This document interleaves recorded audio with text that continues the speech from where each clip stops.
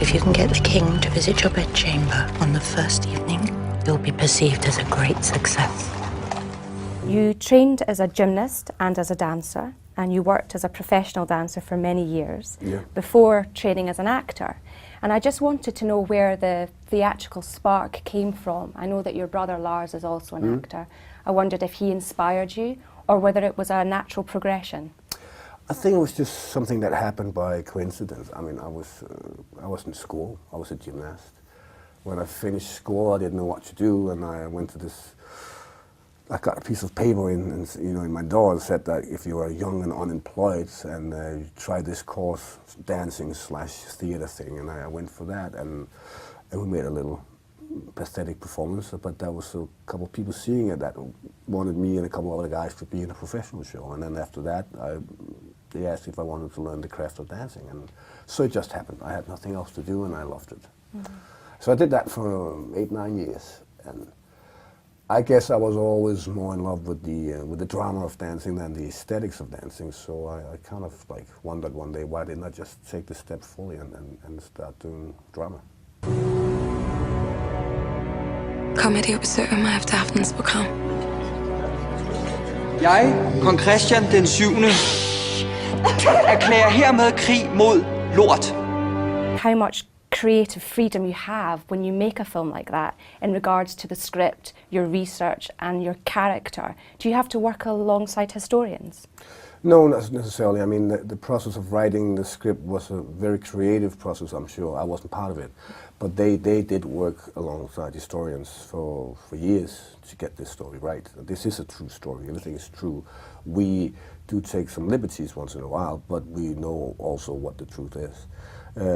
So for us, we have to lean into that script. We have to try to bring that to life. And with a script like that, it's not like doing a documentary film where you improvise in East and West and you land somewhere. We know what we want to say. And sometimes that can be a big benefit for an actor to just lean in there and go with the flow, and you know it's going to be a cut there, and it's going to follow you there. So it's kind of a piece of music where we have the little notes in there. Strunes, hvad vil du sige til at skifte stilling? Hvad er det for en stilling? Kongens livlag.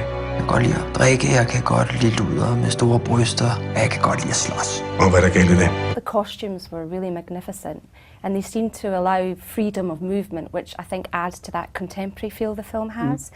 And I was just wondering about your character development when you're working on your character.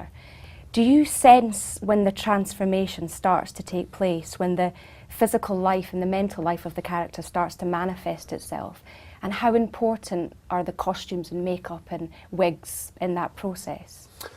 I mean, obviously, when you're doing a historical film like this, the costumes and the settings are highly important, and they're very important. We need that to be present. We need that to give us that little extra lift to believe that we can actually allow to say Your Majesty. It does help when you're dressed up a little. When we're not shooting it in chronologically order, the character's development, we're going back and forth in that, of course. But I have to be upfront on the page, knowing where he is at what time. But I think we were all very pleased for a fairly small budget that they came up with, as you say, fantastic costumes and fantastic settings that we could just, again, lean into. Just lean back and try to enjoy the music and go with it. Hvorfor var det lige mig, der skulle have den kedelige gås, hva'? Gør hende sjov. Jeg vil gerne have en sjov dronning. Jeg tror ikke, de selv er klar over, hvor meget indflydelse det har på Christian Struense. Jeg tror, du kan blive en fantastisk konge, Christian.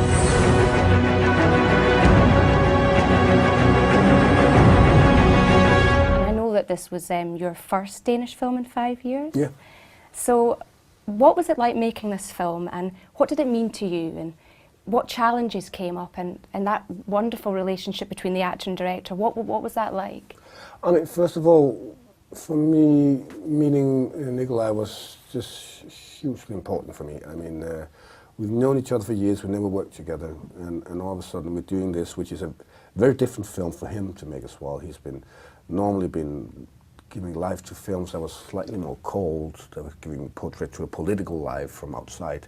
And now he had to, jump in himself into real people and the emotions of these people. And I think he was just doing a fantastic job, not only with visual, but the way he was with us. Every time we had a slightest problem with the character, he always had a solution. He had an idea, and so in that way, he was the full package of a director. And I'm really grateful that we met each other. I'm sure we're going to make other things in the future, but when, I don't know. Jeg er gravid. Er det sandt? Nej.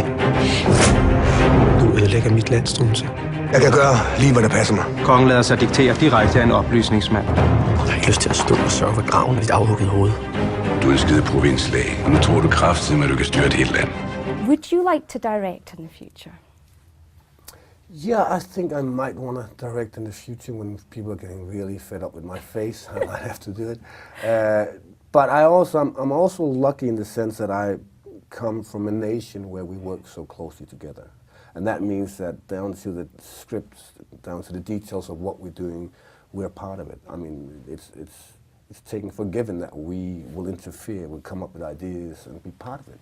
Some more than others, but I've always done that. I've always, been a busy bus, always coming up with ideas. And so far, I've been very satisfied with doing it through the acting. But if that one day is not enough, I might jump on the other side. Jeg ved, hvad jeg så.